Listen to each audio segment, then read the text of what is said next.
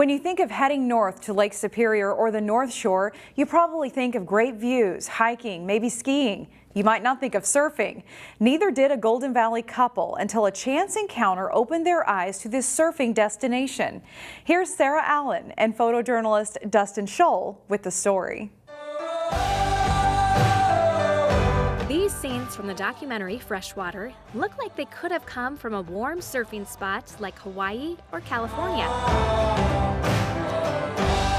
But it's actually Lake Superior in Minnesota. But when you get up there on the North Shore, you can't see across the lake. It's like an ocean. Oh, this shot right here always gets me in the gut. Lynn Melling and Ian Planchon, this is our Alexa Mini, are co-directors behind the award-winning documentary Freshwater. We were up camping on the North Shore, and it was May, and it was snowing. And as we were driving home, we saw these surfers in Lake Superior, and we thought, that's really cool. We need to tell that story. we were like sun up to sundown, and they're just hitting waves all day long. It was crazy. Ian did the interviewing and filming for the 50-minute story. We grabbed this underwater setup. Even getting out of his comfort zone to suit up and jump into the water to create moving magic. Ian just kind of went for it. He started getting up to the North Shore as many times as he could, especially during storms, because that's when the waves are biggest, because the wind is the strongest. I grew up in Alaska, and I was trained to stay out of the water. It was like, you know, that's something that will kill you, so stay out of it at all costs. This got a great reaction during the very first time we screened it. The very first time he ever caught a wave on a surfboard in Lake Superior, and we happened to be there.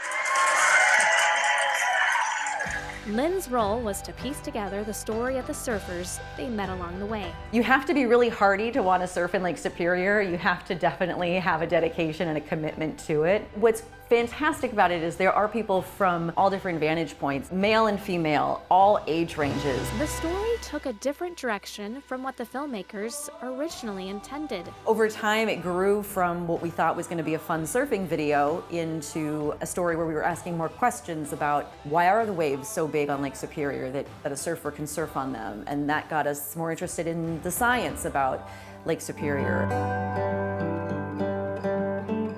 Lake Superior contains 10% of Earth's fresh water. With drought frequency and severity growing in the world, the filmmakers say the health of the lake is increasingly important. We found through this process that it's one of the fastest warming lakes on the planet, which is very disturbing when you think about it. Lynn hopes this story can raise awareness about the need for more research and says proceeds from the film will go to preserving Lake Superior. Any penny that we get, we are putting back into the cause because we feel so passionately about it. For us, it was so magical. The filmmakers hope their work will have a lasting impact on the lake they love so much. We like to tell stories about how people are connected to each other, especially how they're connected to Lake Superior. But we also like to take these and try and connect it to other people and get other people to connect to each other. It changed me. For the folks who do it, it's magical. It brings them so much joy, and it's, I think, really healing for people in a lot of ways.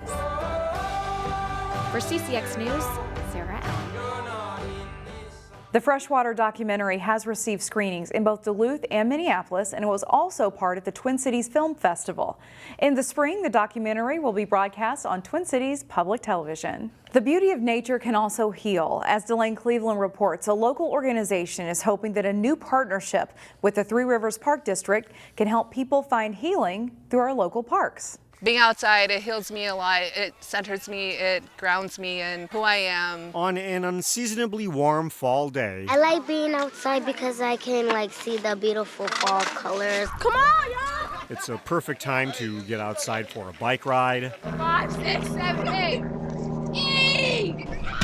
spend some time by the water, I like the beach. I got to play in the sand with my friends. Okay, give me your hand. or even to try something new, All right, ready? like walking on a slack line set up between two trees. It's a really great core workout and balance. One thing many of these families gathered at Fish Lake Regional Park have in common Stick with me, baby. is that, in some way, I have had tough times. they've been directly impacted by gun violence. You hear the ambulance coming, but they're not close. There's so many people here who've come out who've lost their brothers, sisters, sons, fathers, mothers, and we just try to find peaceful things to do. For the past year, the Three Rivers Park District has worked with an organization called Innovative Solutions on a program that brings people suffering from the trauma of gun violence into the parks. We partnered up with them, hoping to have an outdoor avenue for them to come out to heal and to kind of be away from kind of like that trauma and that violence that a lot of families experience where they're living. And so we want to bring them out, connect them to nature. The inner city doesn't always have the same kind of recreational opportunities as a regional park. Further, keep going. All right, look straight down the arrow. So the organizers wanted to use this opportunity to help them explore all the possibilities the parks have to offer. Right there. Canoeing and fishing and, things that you don't get to do in the city. Just a chance to get away, from the inner city. We bring them in to talk to them and see what's going on. We care about them. Recovering from trauma takes time.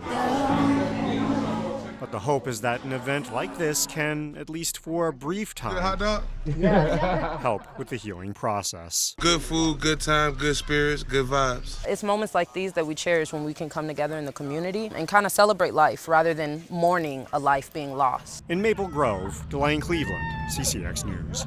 And finally, seeing a familiar place in a new way. The works all feature very recognizable landmarks around our area. So I think people will see things they recognize and maybe open our eyes to areas that we haven't explored before. The Hopkins Center for the Arts features the artwork of Kar-Keat Chong in an exhibit you can see from now until December 3rd.